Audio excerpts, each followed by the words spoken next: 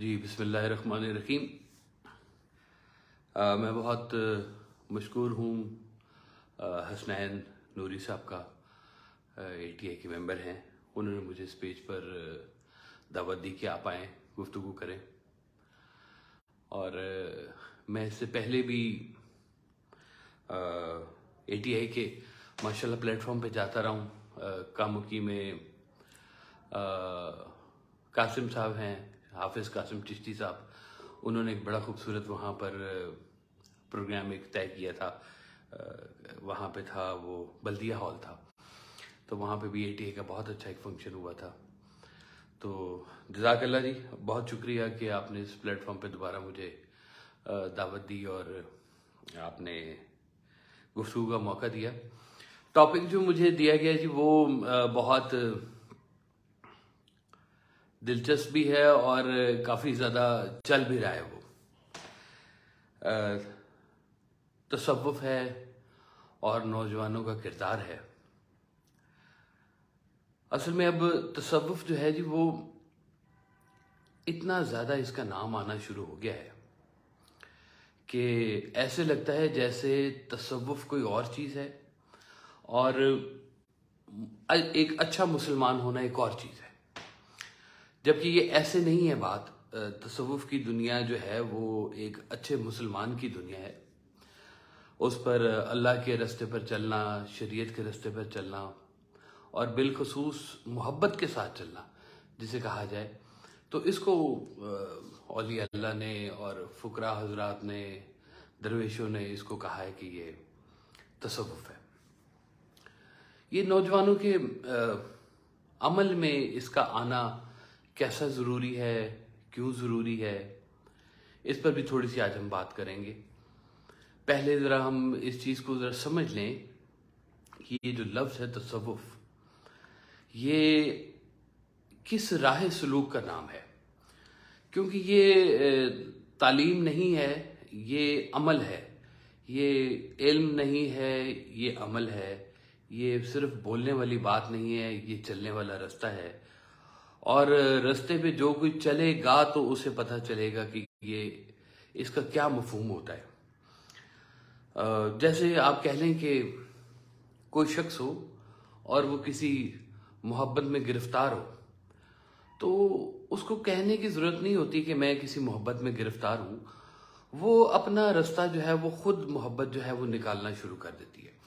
اسی طرح سے یہ جو صوفیہ کا جو راستہ ہے، یہ بھی محبت کا راستہ ہے، اور انہوں نے محبت سے طے کیا ہے اور محبت سے ہی لوگوں کو اپنے ساتھ شامل کیا ہے اور اپنے ساتھ ہی اس راستے کے اوپر چلایا۔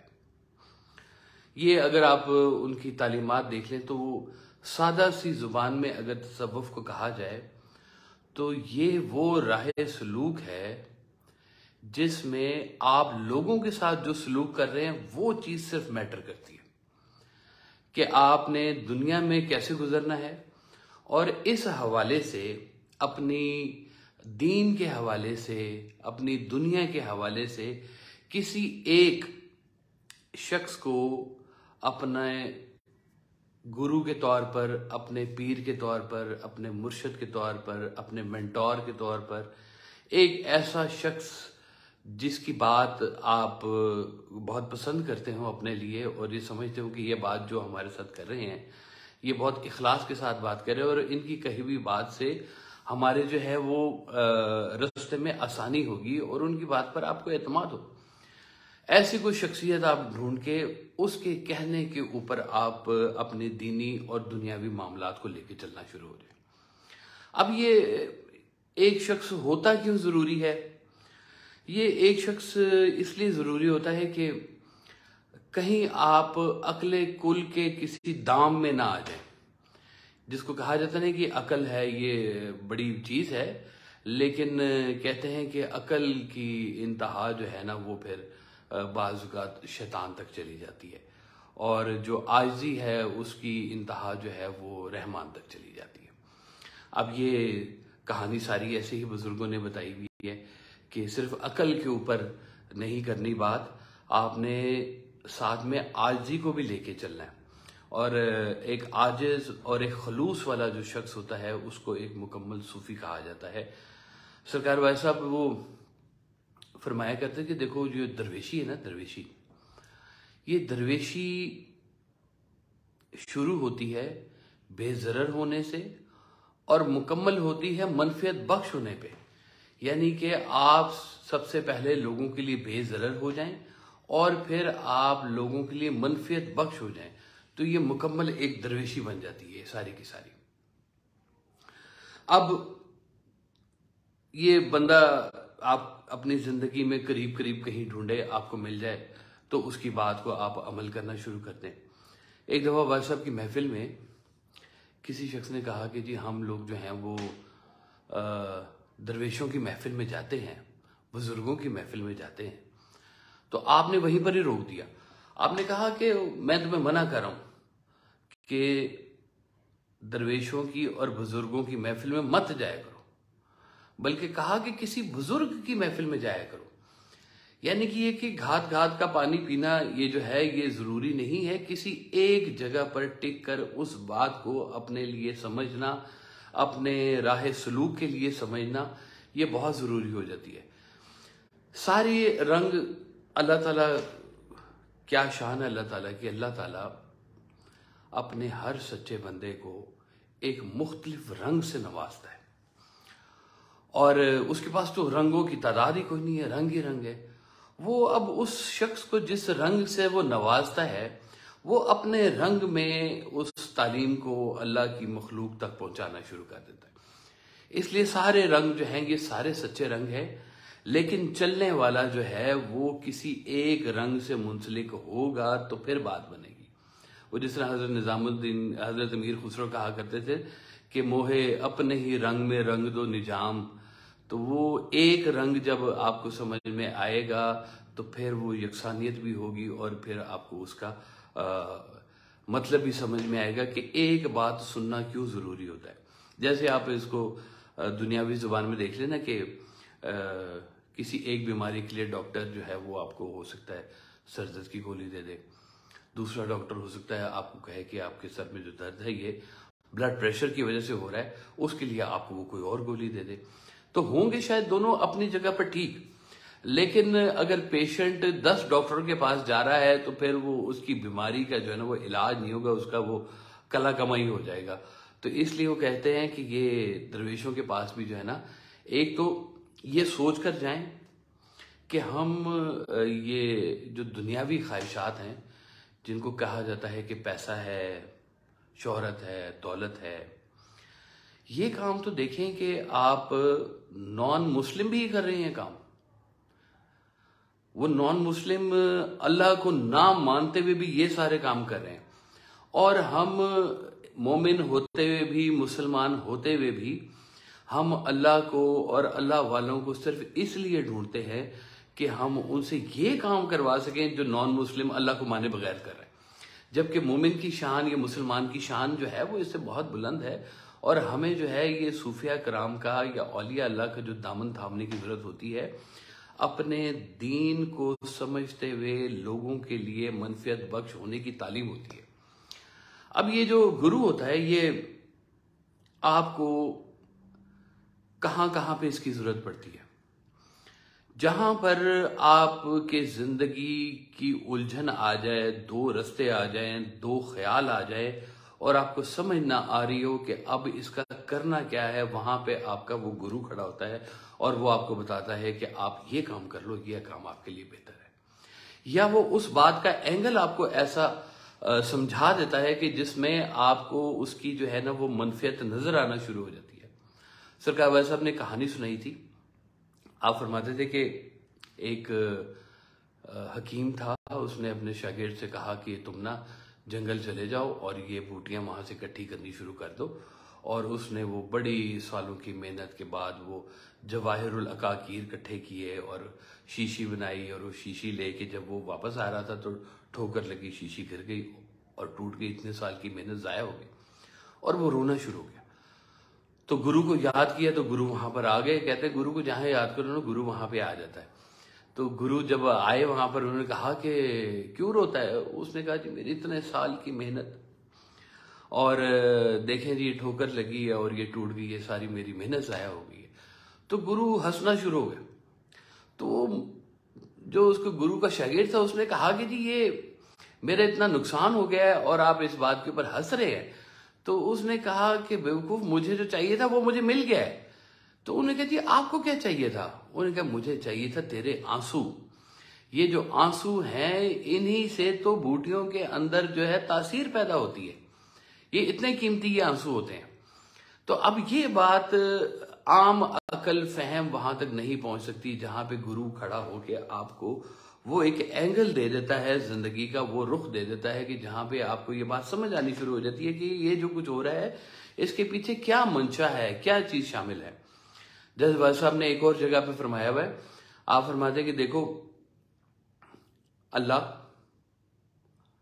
ایک امر کرتا ہے، ایک کام ہوتا ہے، اور وہ جس کے ساتھ ہوتا ہے یہ تین چیزیں ہوگی. یعنی کہ جہاں سے حکم چلا اور حکم اور جس پہ نفاذ ہوا یہ تین لوگ ہو گئے. آپ کہتے تھے کہ دیکھو اب اللہ جو امر کر رہا ہے اور جس کے ساتھ وہ امر ہو رہا ہے، اگر ان کی دونوں کی مرضی کے درمیان میں کہیں پر بھی کوئی فرق آ جائے تو اس کو غم کہتے ہیں. یعنی کہ اللہ اور اللہ کی مرضی میں جو فرق ہے اس کا نام ہے غم. اب اگر قرآن کہتا ہے نا کہ ان کو حزن نہیں ہوتا، ان کو کوئی غم نہیں ہوتا، تو اس کا مطلب یہ ہوتا ہے کہ یہ لوگ جو ہے یہ اللہ کی رضا کے اوپر اس قدر راضی ہیں کہ اللہ کی طرف سے جو چٹھی بھی آئے وہ کہتے ہیں غم کی چٹھی آ گئی. کس نے بھیجی ہے غم کی چٹھی؟ او اللہ میں نے بھیجی ہے، یہ تو ہمارے اپنی طرف سے آئی ہے چٹھی، یہ تو کمال کی بات ہے. تو وہ کہتے ہیں کہ اچھا چلو یہ چٹھی بھی ہمیں قبول ہے، بھیجنے والا جو ہے ہمیں اصل میں اس سے محبت ہے، وہ جو بھی بھیجے ہمیں وہ قبول ہے. تو جب یہ قبولیت اور رضا راضی پہ رہنے والے جو ساری بات یہ ہو جاتی ہے تو پھر درمیان میں جو ہے وہ غم جو ہے وہ ختم ہو جاتا ہے. تو یہ جو صوفیہ کرام ہیں یہ آپ کو وہ اینگل بتاتے ہیں، وہ زندگی. اب وہ یوں سمجھیں کہ یہ ڈاکٹر ہیں آج کے دور کے، اور ان ڈاکٹرز کے پاس پیشنٹس جاتے ہیں، اور یہ سب سے پہلے اس کو پریچ کرنے سے پہلے، اس کو کوئی بھی تبلیغ کرنے سے پہلے، اس پر کوئی بھی حکم نافذ کرنے سے پہلے اس کا علاج کرتے ہیں. یہ علاج کیا ہوتا ہے؟ یہ علاج یہ ہوتا ہے کہ وہ انسان کسی نہ کسی ایسی بیماری کے اندر کہیں پھنسا ہوا ہوتا ہے کہ اس کا اگلا سفر رک جاتا ہے. اور یہ بیماری میں آپ کو بتاؤں نارملی جو جس طرح کی یہ بیماری ہے، ویسے تو کئی قسم کی ہیں لیکن یہ آپ کو کچھ بتا دیتا ہوں کہ جیسے ایک بیماری ہے کہ وہ زندگی میں لوگوں کو معاف نہیں کرتا. تو وہ گرو بتائے گا کہ تیری زندگی کا سب سے بڑا جو نقطہ ہے نا یہاں پہ اب کھڑے ہو کے یہاں پہ یہ ہے کہ جس شخص نے تمہیں ساری زندگی تکلیف دی ہے اس شخص کو تم نے اپنی زندگی میں معاف کرنا ہے. اب یہ بڑا اس کے لیے جو ہے نا وہ کرونک سچویشن رہے گی. یہ بات تو بڑی کمال کی ہے کہ جناب میں ساری زندگی اس نے مجھے تنگ بھی کیا، میں معاف نہیں کر سکتا اس کو، بہت مشکل بات ہے. تو گرو کہتا ہے کہ یہی وہ جگہ ہے، اگر تم نے اگلا مقام لینا ہے تو یہاں سے اب تمہارا معافی کا سفر شروع ہوگا. وہ اس کو معافی سکھائیں گے اور اس کے اندر سے وہ ایک بیماری جو ہے وہ ختم ہو جائے گی. اس کے اندر ہو سکتا ہے کہیں پہ لالچ پھنسا ہوا ہو اور لالچ کی وجہ سے اس کے دنیاوی معاملات خراب، دنیاوی کیا دینی معاملات بھی خراب ہونے شروع ہو جاتے ہیں. لالچ پھنسا ہوا ہو، حسد پھنسا ہوا ہو، شہرت پھنسی ہوئی ہو، عورت پھنسی ہوئی ہو، کوئی زندگی کا ایسا میٹر ہے کہ جو اس کے اللہ کے رستے پہ چلنے کے لیے جو ہے نا جی وہ اگر اس میں پرابلم آ رہی ہے تو وہاں پہ صوفیہ کرام یا گرو وہاں پہ کھڑا ہو کر اس کا وہ رستہ کلیئر کرتا ہے. اب یہ جو نوجوان ہیں ہمارے آج کل کے، ان نوجوانوں کا آپ دیکھیں کہ زندگی میں جب یہ گرو کر رہے ہیں اور نئی نئی دنیا سے متعارف ہو رہے ہیں تو ان کو بھی ہر دور میں کچھ نہ کچھ سوال پیدا ہوتے ہیں، اور وہ سوال کے لیے ان کو ایک شخص ایسا چاہیے جو کتابی جواب نہ بتائے اس کو، جو اس کو حال کی فقیری بتائے. یہ ویسا فرماتے کہ دیکھو جو کتاب ہے یہ مدفن ہے علم کا، اس میں آ کے علم دفن ہو جاتا ہے، اور جو نظر ہے یہ ماخذ ہے، یہاں سے علم شروع ہوتا ہے. یعنی کہ نظر سے شروع ہوتا ہے اور یہ کتاب میں جا کر جو ہے نا جی یہ اس کا تدفین ہو جاتی ہے، اور یہ نظر اگر کسی پر پڑ جائے تو وہ اس کے لیے پھر وہ علم شروع ہو جاتا ہے، اس کے لیے کہانی اور طرح سے شروع ہو جاتی ہے۔ تو وہ پھر آپ کو نا ایسے زندگی کی ٹریننگ کراتے ہیں، وہ آپ کے قلب کو سیکل کرتے ہیں، صفائی کرتے ہیں۔ والد صاحب فرمایا کرتے تھے پہلے تو اپنے آپ کو ایک آئینہ بنا، وہ خود نکل کے آئیں گے اپنے حجاب سے۔ تو وہ اپنے دل کی اتنی صفائی، آپ کہتے ہیں دیکھو کوئی اگر تمہارا مہمان آنا ہو اور آپ کو پتا ہو کہ یہ اس مزاج کا مہمان ہے، تو آپ اپنے ڈرائنگ روم کو اس کے حساب سے تیار کرتے ہیں۔ اگر آپ چاہتے ہیں کہ آپ کے دل میں اللہ میاں آ جائے تو اپنے دل کو غیر اللہ چیزوں سے صاف کرو۔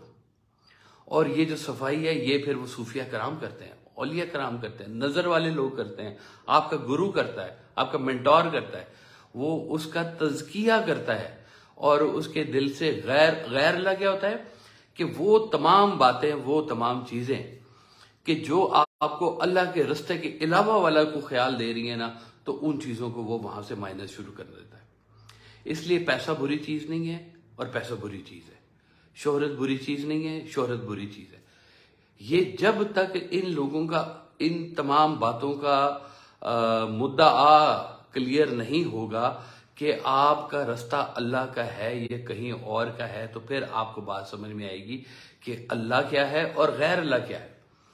یعنی کہ یوں سمجھیں کہ یہ سفر آپ نے جو اللہ کے لیے کیا ہے وہ ہے عبادت، اور جو سفر آپ نے سرکار دو عالم صلی اللہ علیہ وآلہ وسلم کی طرف کیا ہے وہ ہے تصوف، اور وہ صوفی ہے، اور وہ مومن ہے، اور وہ اللہ کا بہت قریب ہے۔ اور وہ بس یہی کام کرتے بزرگ کہ وہ آپ کو دنیاوی حالات سے گزارتے ہوئے چپکے سے آپ کا دھیان گیان جو ہے وہ سرکار دو عالم صلی اللہ علیہ وسلم کی طرف کر دیتے ہیں۔ تو وہ بس یہ وہاں پر جو ہے نا یہ تصوف کا اعلیٰ ترین مقام آ جاتا ہے کہ جہاں پر آپ اپنے آپ کو سرکار دو عالم صلی اللہ علیہ وسلم کے قریب آپ محسوس کرنا شروع کرتے ہیں۔ تو یہ تصوف کا سب سے بڑا مقام آ جاتا ہے۔ تو یہی تصوف ہے سارے کا سارا، کہ آپ اپنی زندگی میں سرکار دو عالم صلی اللہ علیہ وسلم کی کہی ہوئی باتوں کو اپنائیں محبت کے ساتھ۔ دیکھیں نماز ہوتی ہے، ایک ہی مسجد میں ایک ہی امام نماز کرا رہے ہیں، اور رزلٹ برابر نہیں آ رہا، رزلٹ فرق آتا ہے سب کا، سب کی ایک جیسی نمازیں نہیں ہوتی ہیں، کچھ سیاسی نمازیں ہوتی ہیں، کچھ مجبوری کی نمازیں ہوتی ہیں۔ اور غور کریں اس دن بھی مسجد سے جوتا اٹھایا گیا جی، پتہ چلا جی اٹھایا گیا جس کا وہ بھی نماز پڑھا تھا اور جس نے اٹھایا وہ بھی نماز پڑھا تھا۔ ان دونوں بندوں کی نمازیں کیسے برابر ہو سکتی ہیں؟ لا یستوی اصحاب النار و اصحاب الجنہ، یہ دونوں کیسے برابر ہو سکتے ہیں جو اصحاب النار اور اصحاب الجنہ ہیں؟ اور یہ اسی کائنات میں، اسی دنیا کے بیچ میں ہے جو یہ ساری آپ کو وہ رونقیں نظر آ رہی ہوتی ہیں کہ یہ لوگ کون دھیان والے ہیں۔ اور آپ کہتے ہیں دیکھو اب تراویحیں ہو رہی ہیں آج کل، تو اسی وقت کے اوپر کچھ تراویح کی کان میں آواز جاری ہوگی اور کچھ کے کان میں میوزک کی آواز جاری ہوگی۔ اب آپ نے یہ غور کرنا ہے کہ آپ کے کانوں کی جو آواز ہے اس کو کون سی آواز زیادہ اچھی لگی ہے اندر سے، اور اگر اس وقت آپ کو آواز اچھی لگ گئی ہے قرآن کی تو پھر سمجھے آپ کا یہ سفر ہونا شروع ہو گیا ہے۔ اور اگر اس وقت بھی آپ کو میوزک کی آواز اچھی لگ رہی تو اس کا مطلب ہے ابھی بھی آپ کا جو رجوع ہے وہ اللہ کی طرف سے نہیں ہے، کہیں غیر اللہ کی طرف ابھی آپ کا رجوع چل رہا ہے۔ اور یہ بزرگ آپ کو یہی کہتے ہیں کہ چپکے سے آپ کی، اب وہ والد صاحب کے پاس ایک نا صاحب تھے، شخص تھا ایک، وہ نشہ کرتا تھا اور اسے گھر والے بھی تنگ، اور اس کو ایک دفعہ نوکری پہ رکھوایا، وہاں سے نکل آیا کہ جی جاب پہ نہیں جاتا، نشہ کرتا ہے، سویا رہتا ہے، اس کو دوسری جگہ رکھوایا، نائٹ شفٹ پہ رکھوایا، وہاں پہ بھی 2-3 جگہ سے وہ نا نوکریوں سے نکالا گیا ہوا تھا جی۔ آپ نے اس کو بلا لیا تھا تو میرے پاس آ جا، بس ادھر گھر پہ آ کر اس کو اپنے پاس رکھا، اس کو کھانا کھلایا، اس کی بات سنتے رہے، اس کو چھوٹے چھوٹے کوئی کام کہتے رہے۔ وہ چلتے چلتے چلتے وہ پتہ چلا کہ جناب وہ نشے کی عادت سے باہر نکل آئے۔ اب وہ محبت سے یہ کسی کے اندر یہ تبدیلی لے کے آنا، یہ سوائے اولیاء اللہ کے یہ اور کوئی کام کر نہیں سکتا. یہ صوفیہ کرام کے علاوہ یہ بات کسی اور کے پاس ہے نہیں کہ وہ محبت سے اور ایسی باتوں سے اس کی ایسی تبلیغ کرتے ہیں کہ وہ بات اس کے اندر اتر جاتی ہے. میں نے کہیں پر سنا تھا کہ امام باقر سے کسی نے کہا کہ جی، امام جعفر سے کسی نے کہا کہ جی میں تبلیغ کے لیے جانا چاہتا ہوں.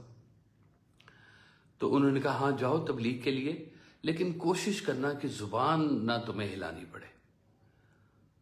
تو یہ دیکھیں کتنی خوبصورت یہ تبلیغ ہے کہ جس تبلیغ کے لیے آپ کا عمل جو ہے وہ سامنے آ رہا ہو، آپ کو زبان سے کسی کو اللہ کی طرف لے کے جانے کی ضرورت نہ پڑے. لوگ خود آپ سے یہ پوچھے کہ تمہارا اللہ سے کیا تعلق ہے، ہم اس رستے کے اوپر چلنا چاہ رہے ہیں. جو سب سے کامیاب اور مکمل تبلیغ ہے وہ ہے آپ کا اپنا اخلاق، آپ کا اپنا رویہ لوگوں کے ساتھ، اور جو آپ کی کردار سازی کر دے، ایسا رویہ جو ہے وہ ان صوفیہ کرام کا ہوتا ہے. اور یہ اصل میں یہ وہ مقام ہے کہ جہاں پر وہ نوجوان جو ہے وہ آج کا کھڑا ہوا، وہ یہ ورطہ حیرت میں ہے کہ میں اس معاشرے میں رہتے ہوئے، اس کرپشن زدہ معاشرے میں رہتے ہوئے، اتنے ہنگامی حالات میں رہتے ہوئے، پیسے کم ہو گئے ہیں، جاب نہیں ہو رہی ہے، وسائل کم ہو گئے ہیں، اخراجات زیادہ ہو گئے ہیں، اور یہاں پر رہتے ہوئے میں اب کیسے آج کے دور میں اللہ کے رستے کے اوپر چلوں. اور وہ وہاں پر آپ کو سمجھائے گا کہ آپ یہاں سے چپکے سے، یہ رستہ آپ کو مل رہا ہے، آپ یہاں سے اللہ کے رستے کے اوپر چلنا شروع ہو جائیں، اللہ اللہ کرنا شروع ہو جائیں. کیونکہ دیکھیں ایک ورڈ ہوتا ہے جس کا نام ہے جسٹیفیکیشن، کہ ایک رشوت لینے والا بندہ یا کرپشن کرنے والا بندہ وہ اپنے آپ کو جسٹیفائی کرتا ہے. تو ویسا فرماتے تھے کہ یہ جو لفظ ہے نا جسٹیفیکیشن، یہ اٹ سیلف جو ہے نا وہ شیطان ہے. جس چیز کو آپ کو جسٹیفائی کرنا پڑ جائے، اس کا مطلب ہے there is something wrong in that word, کچھ ہے اس کے ساتھ جس کو آپ جسٹیفائی کر رہے ہیں. تو یہ جسٹیفائی کرنے والی بات نہیں ہوتی. یہ اگر سارا دفتر بھی رشوت لے رہا ہے اور وہاں پر ایک سچا بندہ بھی اس میں موجود ہے جو اس سسٹم کے خلاف چل رہا ہے، تو یقین کرے پورا دفتر الٹ جائے گا وہ اس بندے کی وجہ سے کہ یہ بھی تو گزارا کر رہا تھا نا وہاں پر، تم لوگوں سے کیوں نہیں ہوا وہاں پر گزارا. تو یہ جو فیتھ ہے اپنے اللہ کے اوپر، اس کو رازق مان کر، مالک مان کر، اس کے رستے کے اوپر چلنا، اس کے حبیب صلی اللہ علیہ وسلم کی محبت کو ساتھ لے کے چلنا، یہی تو صوفیہ کرام کا طریقہ ہے. اور انہوں نے کون سی باتیں کی ہیں، آپ چاہے بابا بلے شاہ صاحب کو اٹھا کے دیکھ لیں، پیر وارث شاہ صاحب کو اٹھا کے دیکھ لیں. وہ وائس فرماتے تھے کہ دیکھو، ایک وہ بزرگ ہوتے ہیں جو آپ کی خواہش پوری کرتے ہیں، اور ایک بزرگ ہوتے ہیں جو آپ کی خواہش ختم کر دیتے ہیں. دونوں بزرگوں میں فرق ہوتا ہے. تو یہ کچھ لوگ ہوتے ہیں جو آپ کی آہستہ آہستہ آپ کے من کو اندر سے دنیا کی طرف سے مارنا شروع کر دیتے ہیں، اور وہ ان کی پھر اور طرح سے داستان شروع ہو جاتی ہے. ایک وہ کہانی والا صاحب نے سنائی کہ ایک شخص تھا، اس کی قید میں نا ایک طوطا تھا. تو اس نے کہا کہ میں جا رہا ہوں تمہارے دیش میں، طوطے کو کہا کہ میں تمہارے دیش میں جا رہا ہوں اور میں وہاں پہ جاؤں گا تو وہاں پہ طوطوں کا سردار بھی ہوگا، تو کوئی میسج ہے تو مجھے دے دو، میں ان کو دے دوں گا. تو طوطے نے کہا کہ جناب وہ میں تو قید میں ہوں، میری طرف سے قید میں سے سلام دیجیے گا میرے گرو کو، اور کہیے گا کہ مجھ پہ کوئی حالت، کوئی نظر فرمائے مجھ پہ، میرے اس بدحالی پر. تو وہ گیا بندہ، اس نے جا کے وہ گرو طوطے کو جو تھا نا وہ میسج دیا کہ وہ آپ کا ایک طوطا ہے قید میں، اس نے یہ میسج دیا. تو گرو نے جیسے ہی یہ میسج سنا وہ ٹھک کر کے اوپر سے گرا زمین کے اوپر اور مر گیا. اور اس کے دیکھا دیکھی وہاں پہ کئی طوطے جو تھے وہ ایسے درخت سے اوپر سے گرے زمین کے اوپر اور مر گئے. اب وہ جو جس نے میسج دیا تھا بڑا وہ حیران پریشان کہ یہ کیا معاملہ ہوا ہے. وہ جب وہاں سے نکلا واپس آیا، واپس آ کے تو اس نے طوطے سے کہا کہ وہ تمہارا میسج میں نے دیا تھا، لیکن دیکھو عجیب سا یہ واقعہ ہوا، بڑا افسوسناک تھا کہ میں نے جیسے ہی یہ میسج دیا تمہارا گرو طوطا پہلے گرا، وہ مر گیا، اور اس کے پیچھے کئی طوطے تھے وہ بھی گرے اور مر گئے۔ طوطے نے جب یہ بات سنی تو وہ پنجرے کے اندر وہیں پہ تڑپا اور وہیں پر مر گیا۔ تو اس کو بڑا افسوس ہوا کہ میرا بڑا اچھا طوطا تھا، میں جو ہے وہ اس کو میں نے میسج دے دیا۔ تو اس نے اس کو اٹھایا، پنجرے سے نکالا، دیوار کے اوپر رکھا، تو طوطا جو ہے نا وہ پھر کر کے اڑ گیا۔ تو اس نے پوچھا طوطے سے کہ بھائی یہ کیا؟ اس نے کہا یہی تو مجھے میسج ملا تھا، میسج یہ ملا تھا کہ مرنے سے پہلے مر جاؤ، تم آزاد ہو جاؤ گے۔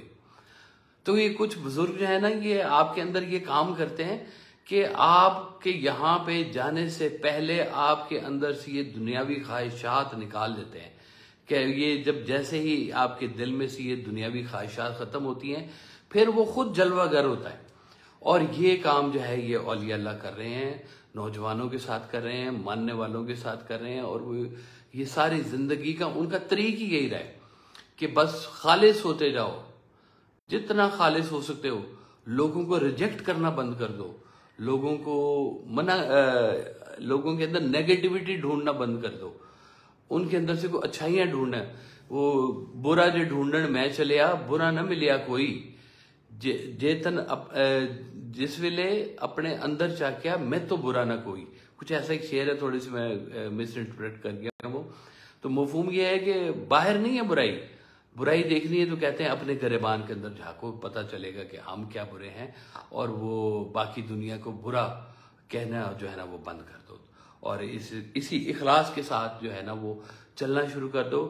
اولیاء اللہ کی تعلیمات جو چلتی آ رہی ہیں شروع سے، اس میں تفریق بلا تفریق کہ چشتی ہیں، قادری ہیں، سوربندی ہے، نقشبندی ہے، ہر ایک کا اپنا اپنا ایک طریقہ ہے۔ آپ کسی بھی طریقے کے ساتھ منسلک ہو جاؤ اور اس طریقے کے اوپر چلنا شروع کر دو۔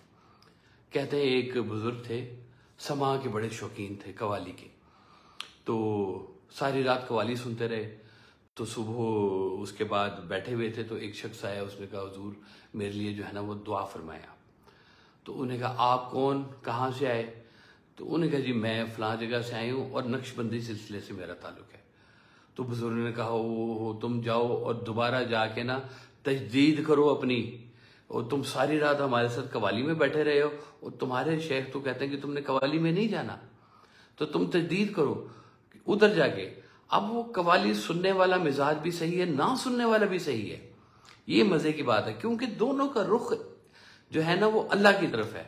کہتے ہیں کہ اللہ کی طرف جو رخ ہو رہا ہے، جو سفر اللہ ہے، اس سفر میں اللہ ہوتا ہے، یعنی کہ اللہ کی طرف سفر ہونے والا اللہ آپ کے ساتھ ہی ہوتا ہے، اس سفر میں وہ خود پھر آپ کی حفاظت کرتا ہے۔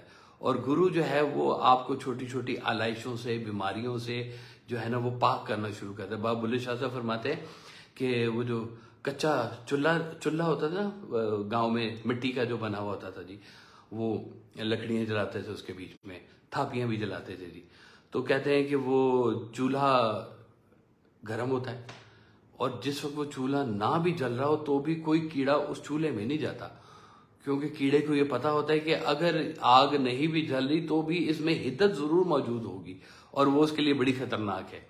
تو یہ جیسے ہی آپ کے اندر جو ہے وہ شوق کی اور اللہ کی اور سرکار دو عالم کی جو ہے نا یہ محبت کی جیسے ہی وہ آگ اندر جلتی ہے نا، پھر یہ دنیاوی جراثیم اور یہ جو ہیں یہ پھر آپ کے دل کے اندر نہیں آ سکتے۔ وہ کہتے ہیں پیسہ کماؤ، جیب میں رکھو، دل میں مت رکھو، یہ جگہ اللہ کی ہے، اس کو اللہ کے لیے رکھو، اور اللہ کے حبیب صلی اللہ علیہ وسلم کے رکھو، اور اللہ کے حبیب کے غلاموں کے لیے رکھو، تاکہ یہ آپ کا پاکیزہ کعبہ بنے۔ اور یہ کہتے ہیں مومن کا جو دل ہے وہ بھی جو ہے وہ اللہ کے عرش کی طرح ہی ہوتا ہے۔ تو یہ بس یہی کام تو ہم نے زندگی میں کرنا ہے، ورنہ اطاعت کے لیے کچھ کم نہ تھے کر وہ بیاں، وہ تو تھے پہلے سے۔ اب یہ جو ہمیں خاص ایک چیز عطا کی گئی ہے نا وہ ہے محبت، کہ اگر محبت ہے تو انسان ہے، اور اگر اس خاک کے پتلے میں محبت نہیں ہے تو پھر اس میں اور چار پایوں میں کوئی فرق نہیں ہے۔ दोनों एक जैसे, दोनों खाते हैं, पीते हैं, रिप्रोडक्शन करते हैं, बिल्कुल एक जैसी हैं। और सिर्फ एक चीज़ जो इंसान को आसमानी अता हुई है वो है मोहब्बत। और ये मोहब्बत जो है औलिया अल्लाह खुद अपने अंदर रखते हैं और मखलूक खुदा में भी करते हैं। और सबसे अच्छी जो वो बात करते हैं कि इस मोहब्बत को वो सरकार दो आलम सल्लल्लाहु अलैहि वसल्लम की तरफ जो है वो डाइवर्ट करते हैं। कहते हैं कि सरकार दो आलम सल्लल्लाहु अलैहि वसल्लम की तरफ अगर आप जाएं तो वो आपको अल्लाह का रास्ता देते हैं, और अगर आप अल्लाह की तरफ जाएं तो वो आपको सरकार दो आलम सल्लल्लाहु अलैहि वसल्लम का रास्ता बताते हैं।